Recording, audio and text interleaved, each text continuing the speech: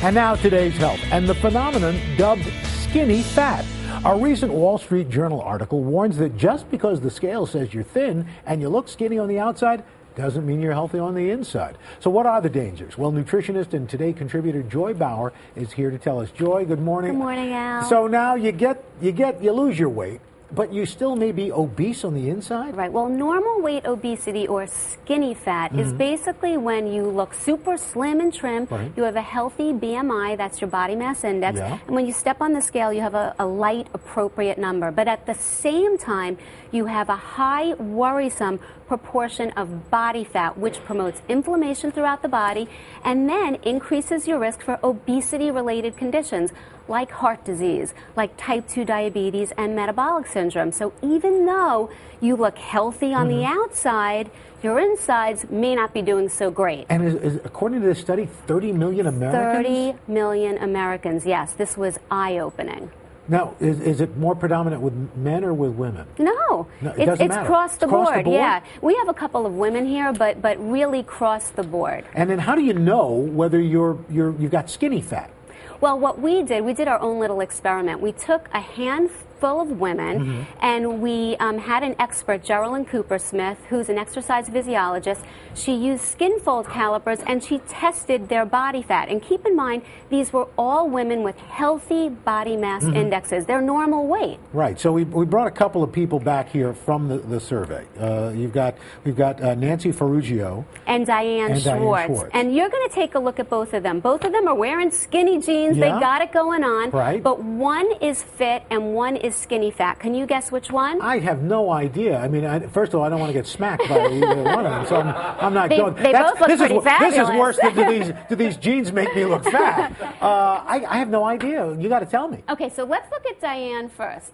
Diane looks fabulous. She exercises regularly. She does weight-resistant training as well, and her body fat clocks in at a super fit 19%. That's unbelievable, off the charts. Okay. So now we're going to look at Nancy Ferruggio. Nancy, on the other hand, is a genetic lean machine. She's never had to work at this fabulous body. She doesn't exercise. She does not closely watch her diet, and her body fat clocks in at 27%. Now, is that getting into the more dangerous range? She is considered skinny fat. She is at risk for all sorts of obesity-related illnesses. So, Nancy, when you found out about this, what did you think? I was floored. When Joy gave me my number, I was floored. I said, oh my goodness, all this time I've been blessed, genetically blessed.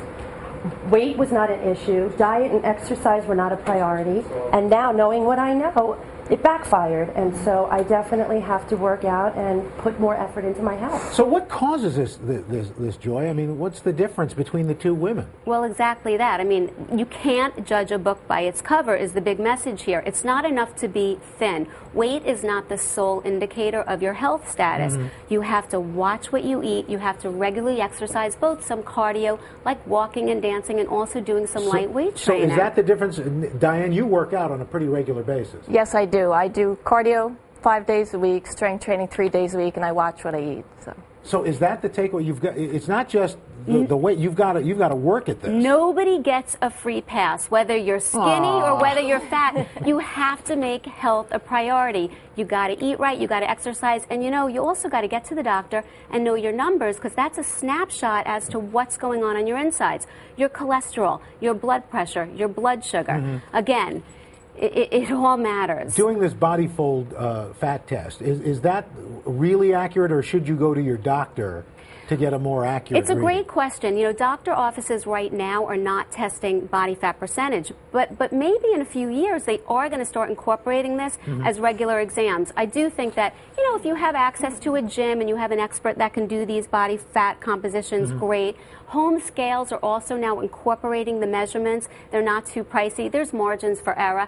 I've seen that Tanita Interscan. Yes, there's a whole lot of them, and Tanita's a great brand. But the message is not to scare everybody out, to get their body fat percentage just to depress us. No. Just to that too. No, just to know that if you take care of your diet and you regularly exercise and you get your numbers checked, you will make sure that you're in good shape. Nancy, what are you going to do now to get this number down? To exercise and watch what I eat and work Work hard. All right. Woohoo! Amen. Diane, you can kind of lay off and have a Twinkie.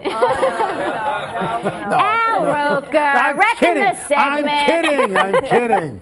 Congratulations. And Nancy, you've got something to do. There you go. Yeah, we're going to bring her back. We're going to bring you back and check it. Okay, great. Joy Bauer, thanks so much. Thanks, Al. Really a fascinating idea. It is. Scale, man.